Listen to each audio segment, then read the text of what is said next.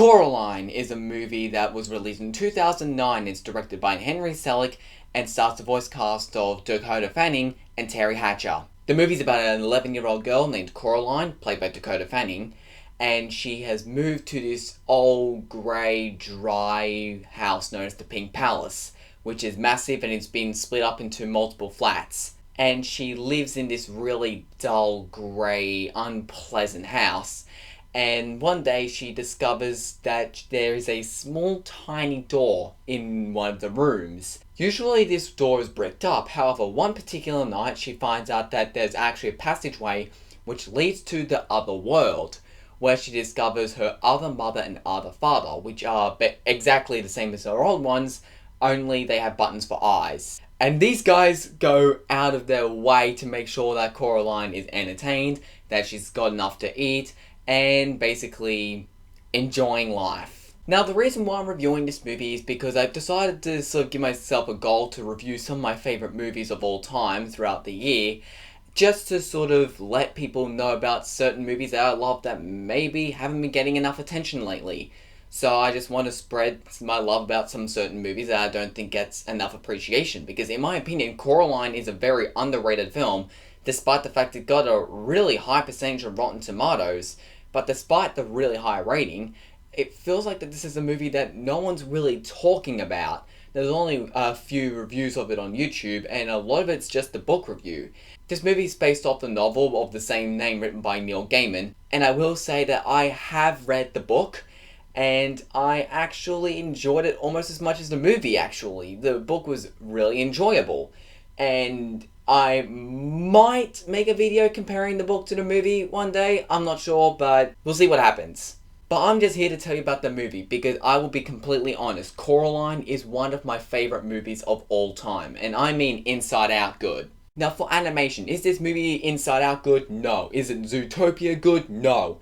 It's not as good as those other animated films that I absolutely love, but it's still easily within my top 10 list of favourite movies of all time, and I love this movie for quite a lot of reasons. For starters, it's a very different movie. It's unique, it's creative, and it's very weird. Now, I personally don't find Coraline very scary, but I know a lot of people, both on the internet and people I know in person, who have told me that they didn't like Coraline because they thought Coraline was too scary, and I will agree.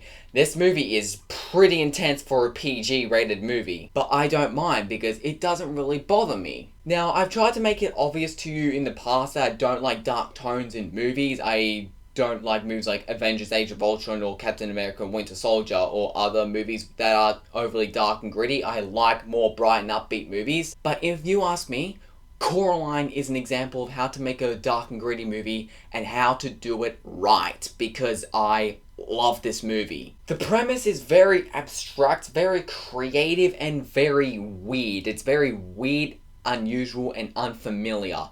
And a lot of people find it really disturbing, which is probably why it scared as many people as it did. I also think this movie is very well paced. I haven't seen that many reviews of this movie, but the few reviews I have seen have basically been complaining about the fact that the story is very sloppily placed. Like, both the book and the movie move very slowly in the beginning. And I myself disagree, because Coraline discovers the other world only 15 minutes into the movie. And that 15 minutes goes by really quickly, in my opinion. Feels more like 10, maybe even 5 minutes. It's a very fast-paced movie.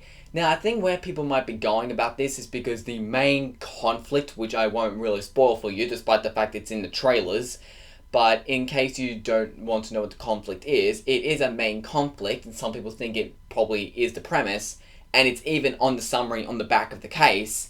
However, that conflict isn't introduced until about halfway through the film. But overall, I still think it's a rather well-paced movie. And overall, I think the voice work is done really well. There are some that kind of bother me. I think characters like Miss Forcible are very, very annoying. And other characters are just pretty good jobs, like Coraline's father, Mr. Babinski, YB/Wyborn, and his grandmother. One of the only characters in this story that's actually not from the book. They added this character in, and it's very divided. Some people don't like him, some people hate his appearance, and some people don't mind it. I'm one of those who don't mind it because it allows for some great communication between Coraline, and it allows like a companion, someone for Coraline to talk to, because in the movie she expresses her thoughts and everything in her head, but you can't exactly do that in the visual media. So I don't mind the character Wybie. Teri Hatcher, I actually think did a great job playing as both Coraline's real mother and as the villain, the Beldam. There is a problem I do have with Coraline's real mother though, but it's more of a problem with the scripts than it is the acting. And that is the fact that I think that Coraline's real mother is very mean-spirited. She's nasty. I really do sympathise with Coraline in this movie, and I can see why she wants to stay in the other world. And I'm actually honestly surprised to say that my favourite performance in the entire movie is Dakota Fanning as Coraline. I feel like that despite the fact that at the time she actually was a kid, she was around 9 to 11 or so when she did the voice recording for this movie, but she gave the best performance in this movie. She shows a lot of emotion through this movie. She gives a great performance, and it's really a shame that Dakota Fanning is one of the many child actors that completely screwed up their lives. But I'm not going to judge Dakota as for who she is, I'm judging her for her performance in this movie, and I think she did a fantastic job. I've seen several other Dakota Fanning movies, and none of them she's actually done as well as she did in this movie. This is by far my favourite performance from Dakota Fanning. And Teri Hatcher as the Beldam, overall, this is a fantastic villain, in my opinion. I feel like there's a lot to her character. There's not an awful lot of motivation, but what she does in this movie, what she wants to do, what she wants to accomplish, is insanely dark for a kid's movie. And oh my gosh, I love her design at the end of the movie. And overall, the animation, the stop motion in this movie, is one of the main reasons why I love this movie. The stop motion I find mind-blowing because there is so much effort into it. I love the details. There is so much detail, there are so many tiny little things that have actually been bothered to be animated in the background, and there's so much detail in the background that if it wasn't animated in the movie, no one would have even complained about it. There's a frying pan with eggs in it, and it's boiling, and they use little plastic bubbles to represent it boiling. And Henry Selick was really concerned about having everything in camera. There is very, very little CG in this movie. I think there's only 1 or 2 scenes in the entire movie that has some CG in it.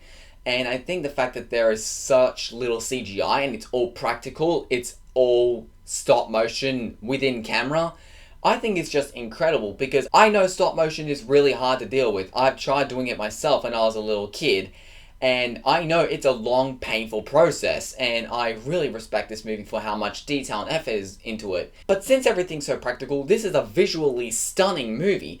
There are actually a lot of times when I would watch something and remember that this is stop motion and think to myself, how the hell did they do that? This is a really impressive movie. Visually, it's a gorgeous movie. The score is okay, in my opinion. It's pretty mediocre. Yeah, that's all I really have to say about the score. My only real complaints about the movie, other than the mother being too mean-spirited, is the fact that there are 2 scenes in the movie that I don't like. One is this rap performance scene during The Other World, and I just feel like the scene, it feels like it just doesn't fit the tone with the rest of the movie. It feels like more of a kiddie area, and that scene I don't exactly like. And there's another scene later on where, yeah, I know this is a PG, and this is a dark movie, but there is a scene where 2 female characters are barely clothed, and for a PG, I feel like that is really pushing it as inappropriate. It's very revealing, and yeah, for a PG, that is way too much. But apart from those few complaints, I love this movie. One of my main reasons is this movie, I just look at it as art. That's why I love this movie. This movie feels like a massive artwork. It's a beautiful stop motion film with tons of effort going into it, and with a very crazy, unique story. And since it's so weird and creepy, that this was a really huge risk. A lot of animated films like Toy Story or Inside Out go for child-friendly images. However, this one is not afraid to get dark, because this movie is a very, very dark movie. And it's not afraid of giving creepy images. It goes dark, and it goes really disturbing places, And I don't mind because I feel like it's a beautiful film. And I just gotta respect the fact that this movie was made just because of how much of a risk it was. Love this movie. I highly recommend it to you if you haven't seen it yet. Hasta la vista, baby.